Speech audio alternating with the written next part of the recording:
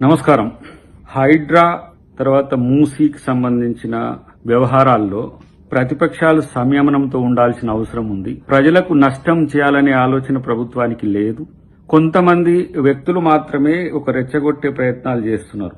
అది చేయకండి. ప్రజలకు ఒక భయాందోళన సృష్టించడం అనేది ఒక రివాజ్గా మారింది. ఎవరైతే పేదలకు, మధ్యతరగతి, దిగువ మధ్యతరగతే కాదు, హక్కులున్న ఎవరు తమ ఆస్తులను పోగొట్టుకున్నా అది చట్టపరంగా వాళ్ళు పొందే హక్కు ఉన్నది. ప్రభుత్వం కూడా ఇష్టానుసారంగా కూల్చివేతలు చేయదు.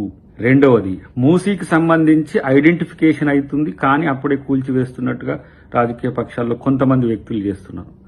రెండవది, ఇటువైపు హైడ్రాకు సంబంధించి హైకోర్టు, సుప్రీంకోర్టు ఉన్నది. కస్టోడియన్ గా ప్రభుత్వం కూడా ప్రభుత్వ ఆస్తుల రక్షణే లక్ష్యంగా చేసుకుంది తప్పితే వ్యక్తుల యొక్క ఆస్తులను కూలగొట్టడం ద్వారా ప్రభుత్వానికి వచ్చే అదనపు ప్రయోజనం లేదు. ఎవరైనా అలాంటివి వాళ్ళ దృష్టికి వస్తే డెఫినెట్ గా అది ప్రిన్సిపల్ సెక్రటరీ నుంచి ప్రతి స్థాయి అధికారికి మీరు అప్పీల్ చేసుకోవచ్చు. దాంట్లో ఎలాంటి నష్టం జరగదనేది ప్రభుత్వం తరపున, కాంగ్రెస్ పార్టీ తరపున చెబుతున్నాం. రెండవది ఏంటంటే, ఇప్పుడు కేటీఆర్, హరీష్ రావు, తర్వాత ఈటెల రాజేందర్ గారు వీళ్ళు పేదల పక్షాన మేమున్నామన్నట్టుగా అంటున్నారు. మంచిదే. 27,000 అక్రమాలు అయినాయని చెప్పిన మాజీ ముఖ్యమంత్రి కేసీఆర్ గారి ప్రకటనలు లేవు. ఆయన ఉద్దేశం ఏందో తెలియదు, ఇప్పటికేందో తెలియదు. బీజేపీలో భిన్న స్వరాలు ఉన్నాయి.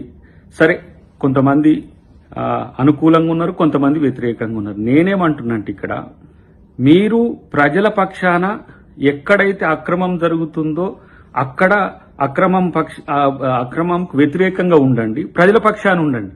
కానీ ప్రభుత్వం తప్పు చేస్తుందని చెప్పడానికి చేసే ప్రయత్నం ఎక్కువ చేస్తున్నాం. మరి కేసీఆర్ గారు 27,000 పైచిలకు అక్రమాలు ఉన్నాయని వాటిని రక్షించింది గత ప్రభుత్వమేనా?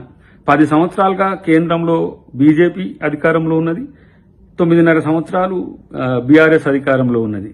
మరి వీళ్ళిచ్చిన ఆక్రమణదారులకు మద్దతుగా ఉండడానికి ఏమైనా ప్రయత్నం జరుగుతుందా?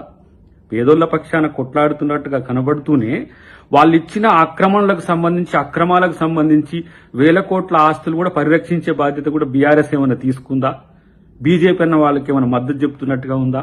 ప్రభుత్వాన్ని అబాస్పాలు చేయడానికి కిషన్ రెడ్డి గారు ఒక మాట, బండి సంజయ్ గారు ఒక మాట, ఈటెల రాజేందర్ గారు ఒక మాట, రఘునందన్ గారు ఒక మాట, తలా ఒక మాట మాట్లాడుతున్నారు. పార్టీ విధానం ఏందో స్పష్టం చేయాల్సిన అవసరం ఉన్నది. మూడవది, పనిగట్టుకొని ప్రభుత్వం ప్రజా వ్యతిరేకత ఉండే నిర్ణయాలు తీసుకోవాల్సిన అవసరం లేదు.